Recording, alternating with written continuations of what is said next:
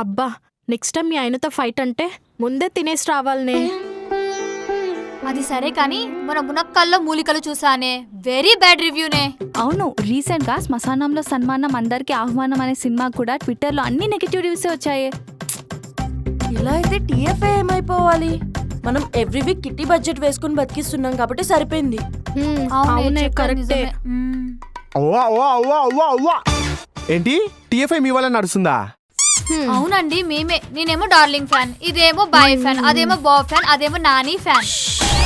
ఇంట్లో మొగుడికి తిండి పెట్టడం చేత కాదు గాని మొగుడు సంపాదన మీద సినిమాలు షికార్లకైతే వెళ్ళడానికి వస్తుందా?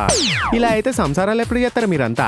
హలో, మాతో పాటు 10 మంది లేడీస్ ని ఎంకరేజ్ చేయబట్టే ఆయన గారి తోటలో అరటిపండు, పెంటయ్య గారు పెద్ద మనవరాల సినిమాలు బ్రేక్ ఈవెన్ అయ్యాయి.